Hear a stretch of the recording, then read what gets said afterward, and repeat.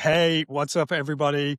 Thank you for joining. I am Patrick Cumming, Director of Marketing at ClientBoost, the performance marketing agency with aggressive accountability and obsessive proactivity. So today I am joined by Primer founder and growth guy, Keith Putnam Delaney, and we're going to be showing you how demand gen B2Bs can reach and convert their ICP audience on B2C channels. It's going to be all killer, no filler. But Keith, before we get started, why don't you quickly introduce yourself to everybody?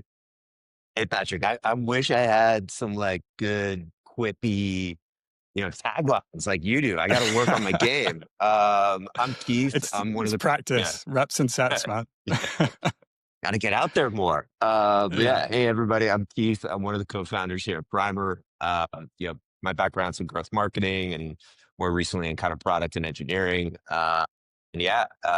Become a weird data guy and figured out with Primer, we've basically figured out how to unlock targeting on B2C channels and shifting into more measurement features now too. And just really excited to talk with you guys today, talk with Patrick and explain, sort of the different plays you can run and how you can make these channels work in an environment that is not friendly to digital advertising right now.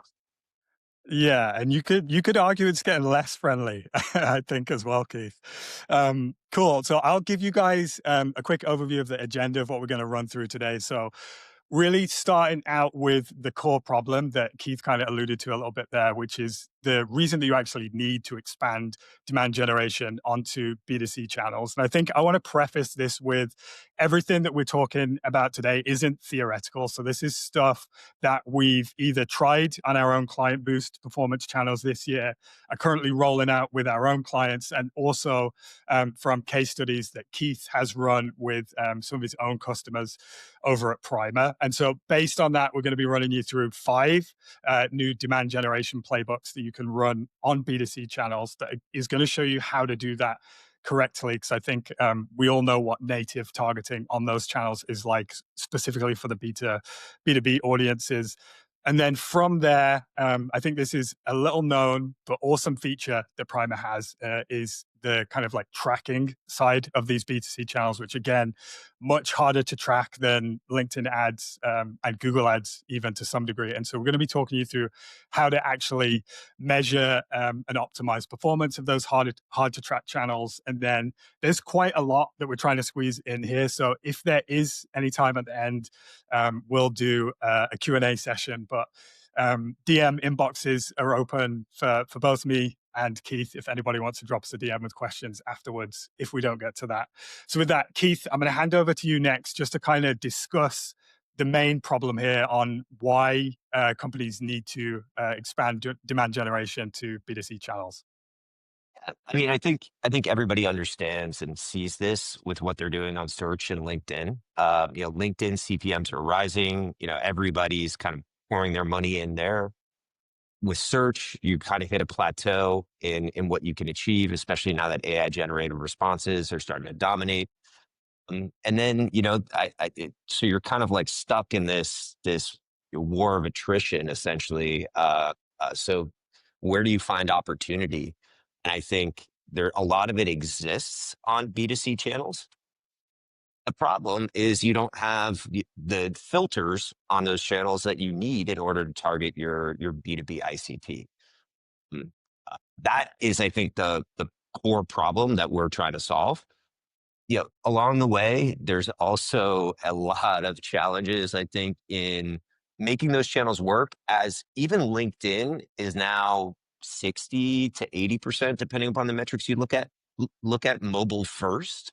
So Mhm. how do you kind of make these channels work that are even more like 95% mobile first, when at the end of the day, most people, when they sign up for a B2B product, are doing it on their desktop. So dealing with that device divide becomes really, really challenging, so that, ad platforms either, overestimate their success, as you've seen, I think, Patrick, or drastically underestimate it because somebody sees the ad on their phone, but ends up converting on their desktop and they have no way of linking those two Mhm. things. So, there's a really, like, I think, cool opportunity right now that people are being forced into to reassess how they approach performance marketing and paid digital in this new era. Yeah.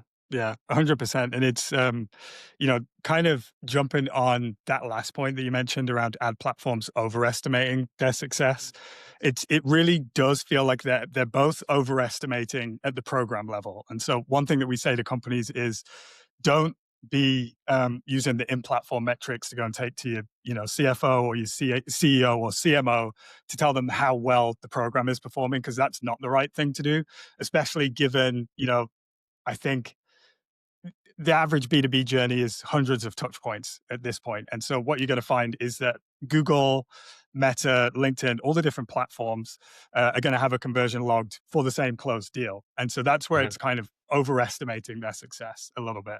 But I also think it's underestimating on the flip side because of the privacy concerns as well. And so with more people having ad blockers, with more people moving to, like you mentioned, Safari and Firefox, it just isn't able to connect as much of the data. And so that means that we kind of need a new approach to actually measure this stuff. And I think I would even add a fifth one that's based on one of the recommendations, actually, when I was still working with clients last year and recommended Primer to them, is that some audiences, so KlientBoost is very lucky because we target marketing managers, directors. And so with LinkedIn, we can get about 86% audience penetration on LinkedIn alone. So our audience is very, very active on LinkedIn. But for other companies that I've worked with, so engineers, for example, have worked in the healthcare space targeting surgeons, it gets very tricky to push audience penetration, sometimes even above 50%.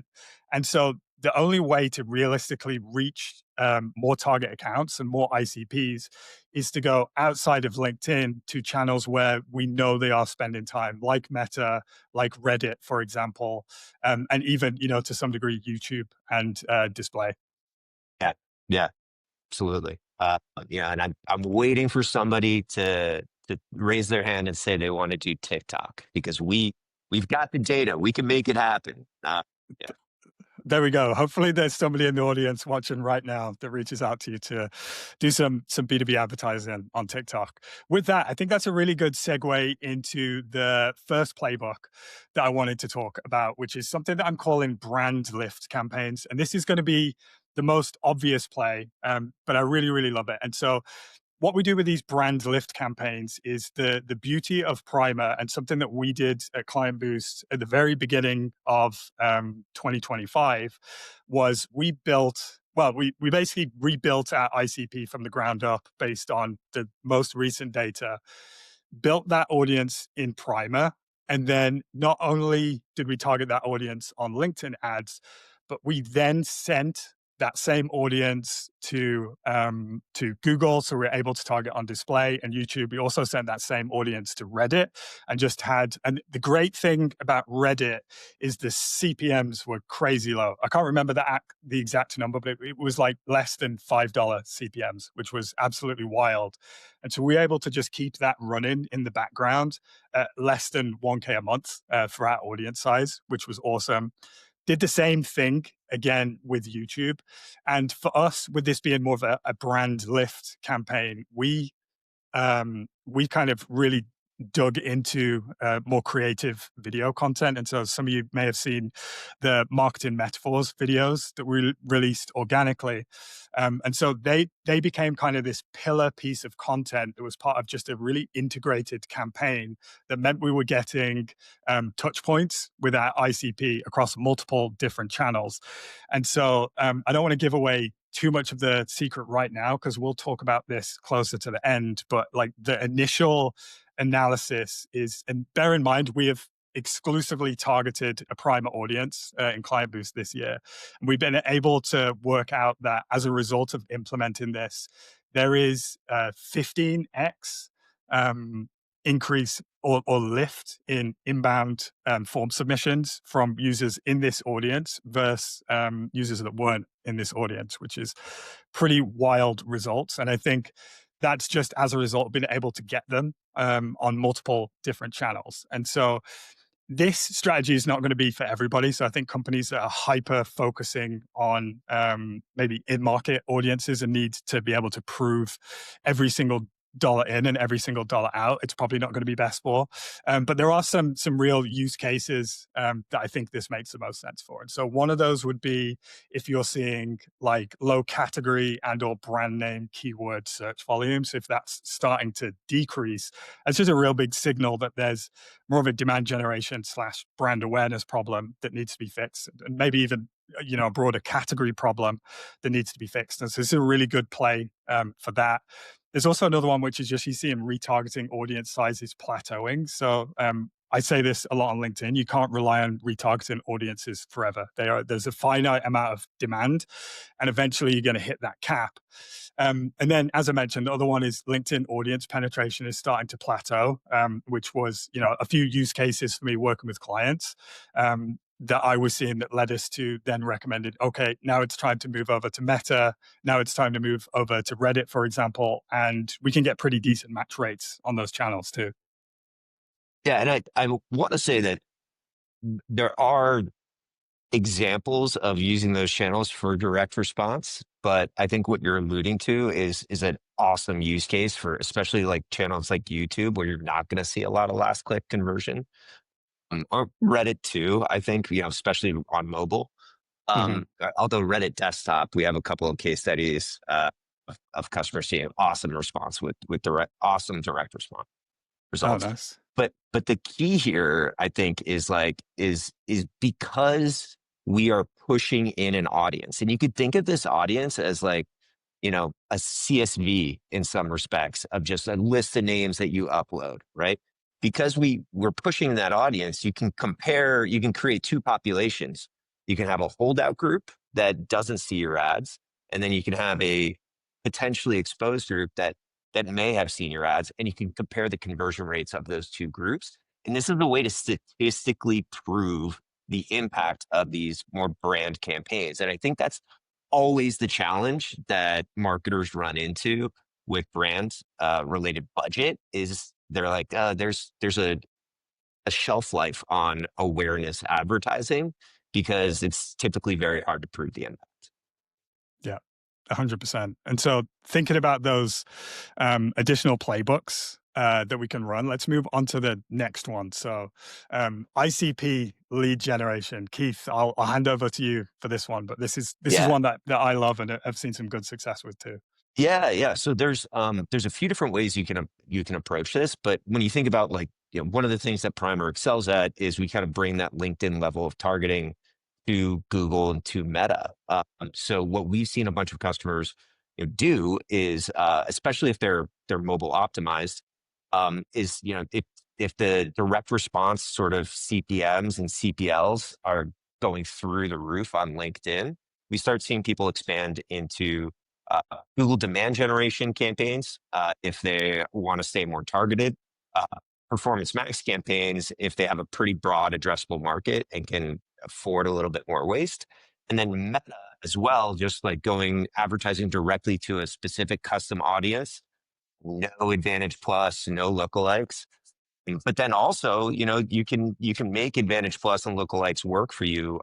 Again, say if you fall into that PMAX bucket of we've got a lot of people we can serve, maybe like every SMB in the US potentially, that has dynamics of consumer advertising. And if you're not on cheaper channels like PMAX and Meta, you're missing out on huge opportunity. So I think like there's different key elements of this, but the way it works at a very basic level is you come into Primer, you build an audience that looks like your ICP, you sync it out to your respective ad accounts. In PMAX, you plug it in as a signal in an asset group, demand gen, you add it as the inclusion audience, yada, yada, yada. And then you run your typical direct response, type campaigns. There's a few caveats though that you should be focused on, right? One is, again, you got to have that. If you're going to do direct response, it has to be mobile optimized because most of these channels are heavily mobile. You do not want to send them to a landing page that's not geared towards that mobile experience. Cool fun fact that not everybody knows about is Meta recently, about month and a half, 2 months ago, rolled out work email validation in their instant forms, which is kind of a game changer. So for the first time, you can require that work email, like on LinkedIn. So that can make those campaigns pretty effective.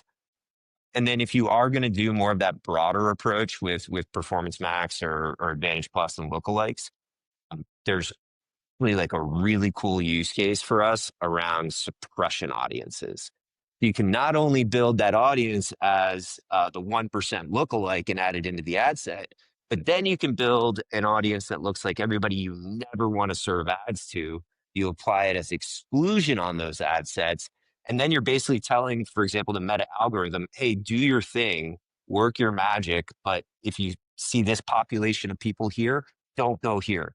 Don't serve ads to these people. And it's a way of refining the efficiency of those campaigns. Mm.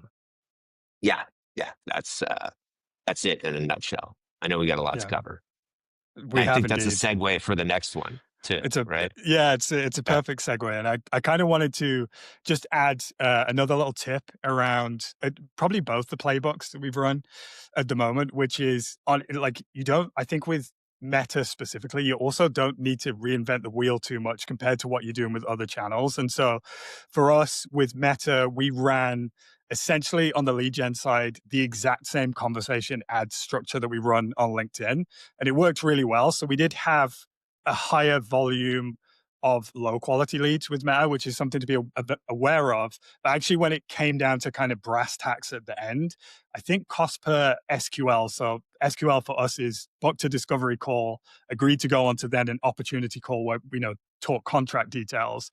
Cost per SQL was about the same, if not slightly cheaper, on Meta. So it can be worth running for that reason. And the way to get over it with the sales teams, for example, is just give them a heads up and say, hey, we're going to turn on Meta.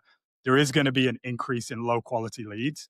Expect that. We'll do what we can to filter it out. But you're also going to close more deals as a result of it. And that can be a good way to get them on board as well. But with that, I think that's a great segue into the suppression audiences, because this has been probably one of my favorite tactics this year, especially for Google Ads. So one of the biggest problems I walked into when I took over marketing at KlientBoost was we just had a really, really unsustainable cost per acquisition on Google Ads specifically. And it was really frustrating because some of our best deals came from Google Ads. Like some of the highest ACV deals came from Google Ads. So we didn't want to switch it off, but we needed to figure out how to make it as effective and as possible. And so what we did is we built these reverse ICP audiences. And so this is audiences that are like the direct inverse of our ICP, and then added those into Google Ads.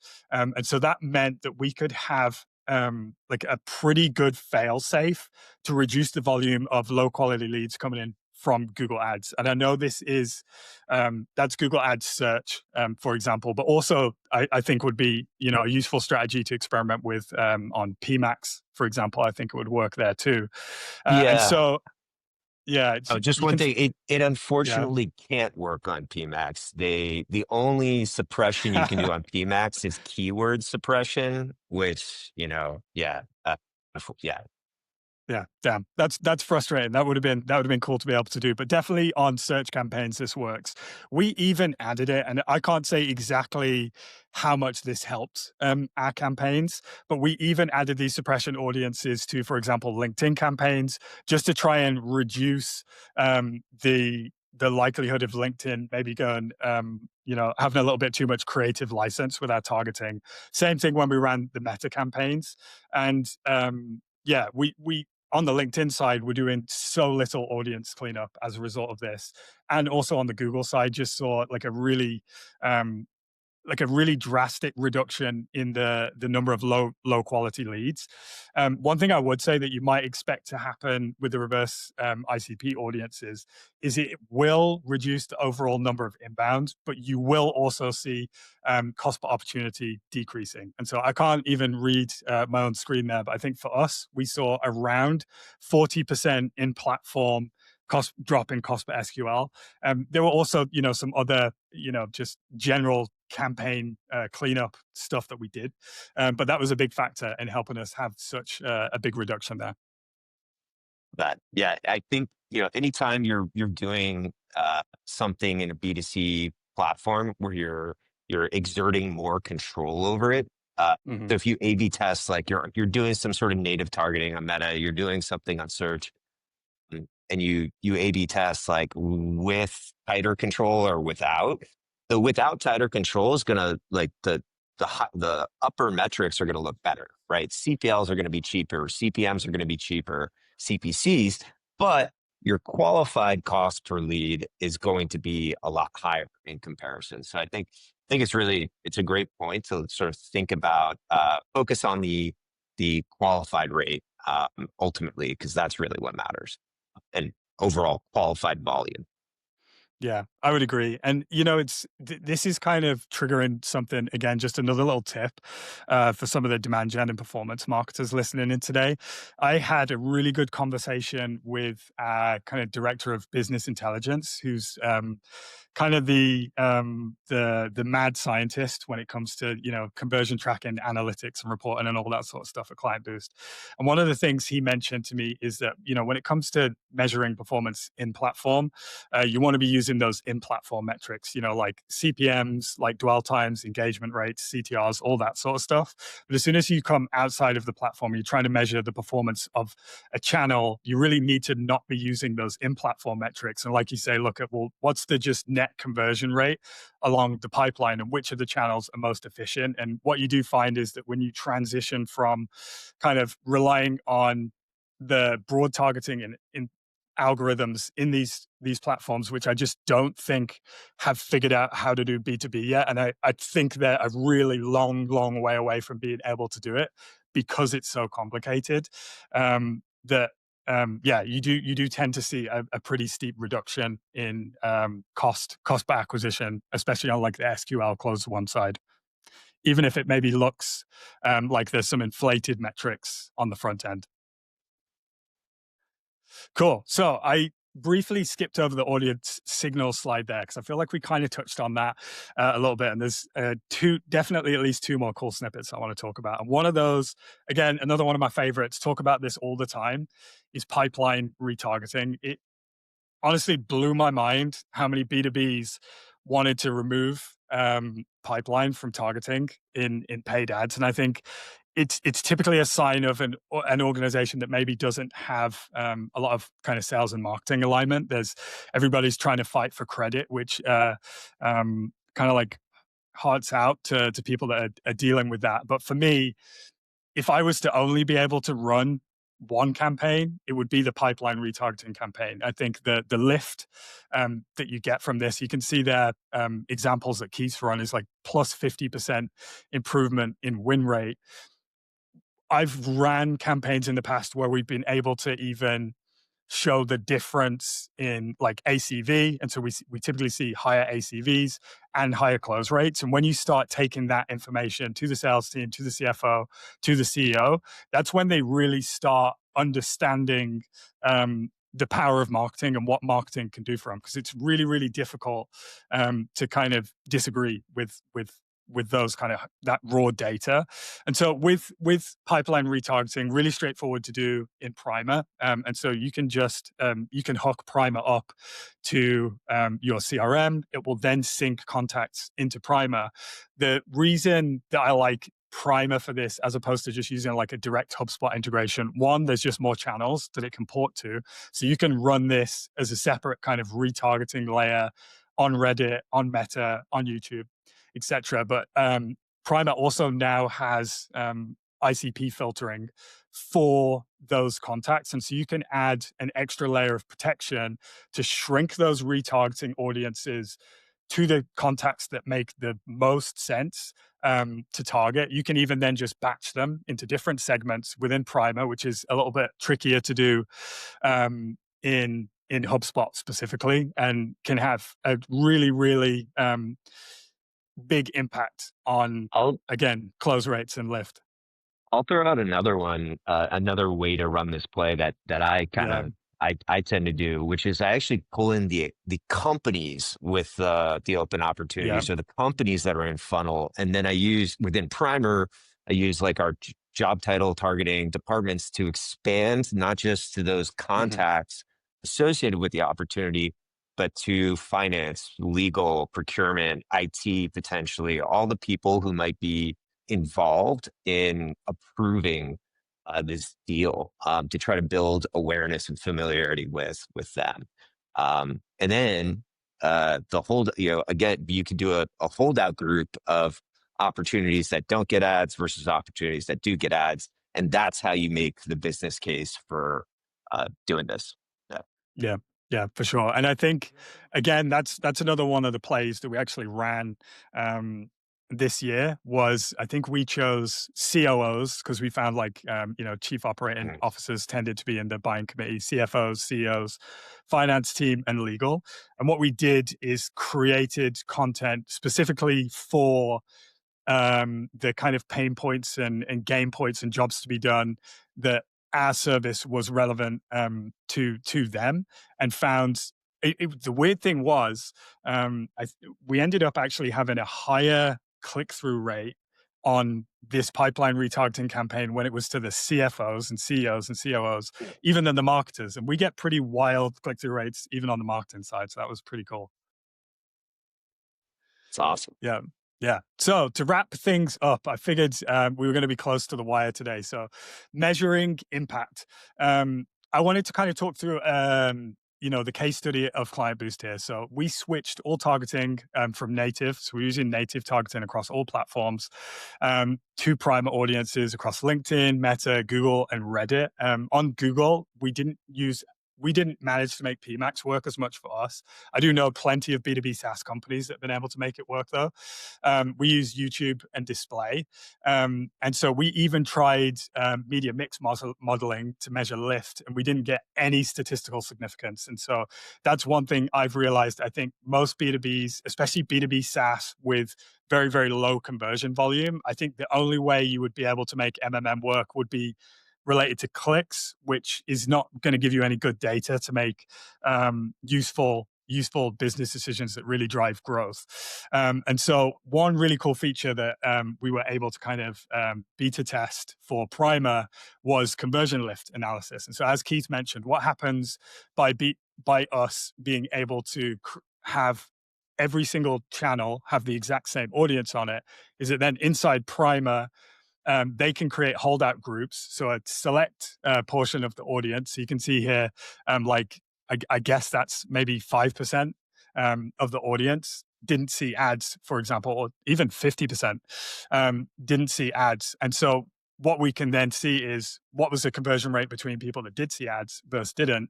And this helps us communicate just a really good story about how effective marketing actually is. And what I love about this is the tricky part about measuring marketing is you're not always going to get quarter versus quarter versus quarter growth, especially if you're not a hyper growth company. It's, you are going to be subject to seasonality, again, especially if you're a more established company where typically we're going to see in Q1 and Q2, sometimes in Q3, pipeline's going to be much healthier. Then it typically is going to get a little bit slower in Q4. And so with lift analysis, what I love about it is it's just agnostic of seasonality, and it's agnostic of marketing conditions. So you can just measure the actual impact that marketing is having versus, if it wasn't switched on, which again, when you combine this with other signals that you have, like, close rates decreasing, close rates increasing, cost per acquisition decreasing, you can make a pretty valid